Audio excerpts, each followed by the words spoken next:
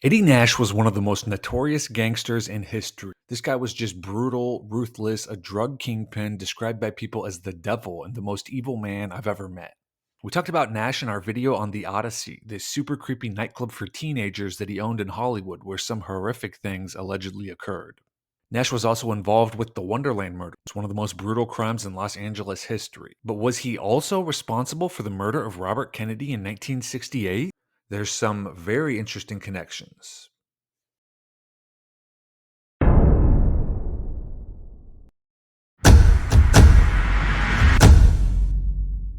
Most believe Eddie Nash was a major player for the French Corsican mafia, who basically ran the world heroin market in the 1950s, 60s, and 70s. They supplied 90% of the heroin in the US via the famous French Connection shipping route, which was depicted in the movie The French Connection.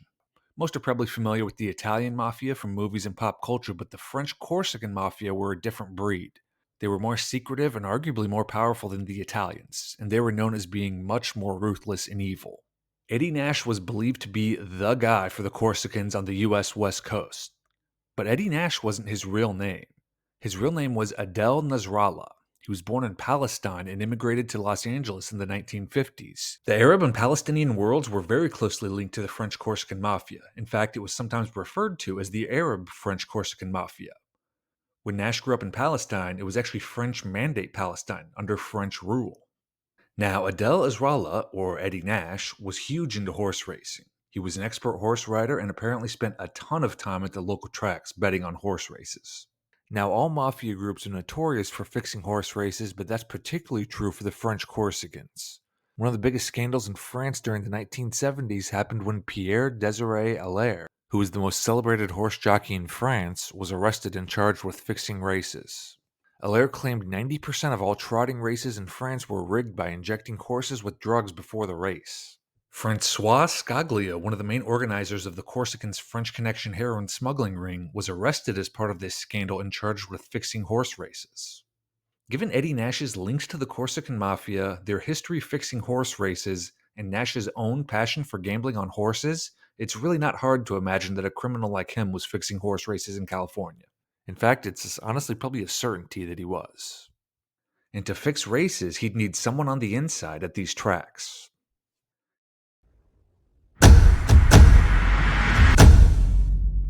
Now, most know that Sirhan Sirhan was convicted of Robert Kennedy's murder. Sirhan was also from Palestine, and he immigrated to LA in the mid 1950s, right around the same time as Nash. Nash and Sirhan had very similar backgrounds. Both their lives were ruined by the Arab Israeli conflict in Palestine. Nash was from a very wealthy Palestinian family who lost everything when Israel was established, and when Nash arrived in the US, he was dead broke. When Sirhan was a child, he witnessed countless deaths and atrocities in the war, and his older brother was killed in front of him. After Robert Kennedy's assassination, it was learned that Sirhan was very involved in horse racing. He trained but ultimately failed to become a jockey, and after that, he worked in the stables at some of the biggest horse racing tracks in California. And he spent a ton of time gambling on horse races. It was his passion, and a former employer even told a story of how Sirhan quit a job on the spot when he showed up with a bundle of cash he claimed he'd won from betting on horses that weekend. With as much time as both men spent at the tracks, it's almost a certainty that their paths would have crossed, and it's not hard to imagine they would have connected over their similarities. They had the same background and beliefs, they were from the same place, they immigrated to LA at the same time, and they both loved riding and gambling on horses. If Nash was fixing races, he'd need someone with access to the horses to inject them, and Sirhan, who worked at Santa Anita and other major horse tracks around California, definitely had that access. So could Sirhan have been Nash's inside man? Remember the story of Sirhan winning huge at the tracks and quitting his job? He called it a lucky strike, and maybe it was. Or maybe he was fixing races with some very shady characters.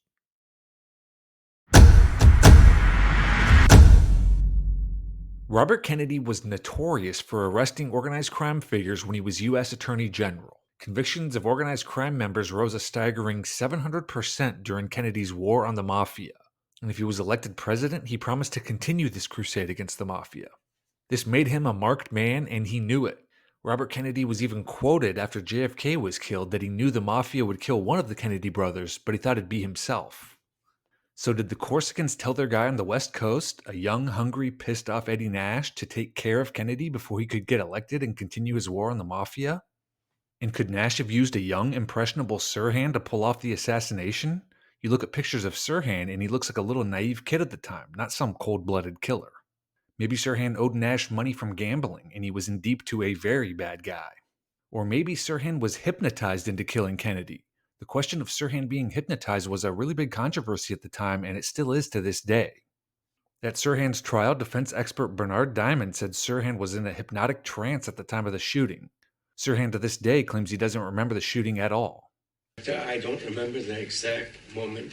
I don't remember pulling my gun out of my body or whatever it was located, and I don't remember aiming it at any human being. I don't remember any of that. Sirhan practiced self-hypnosis and was described as someone who was easy to hypnotize. In fact, Sirhan's lawyers actually had an expert hypnotize Sirhan during the trial to illustrate how susceptible he was to hypnotism. During one session, Sirhan was hypnotized into believing he was a monkey, and bizarrely, Sirhan swung around the bars of his jail cell and behaved exactly like a monkey.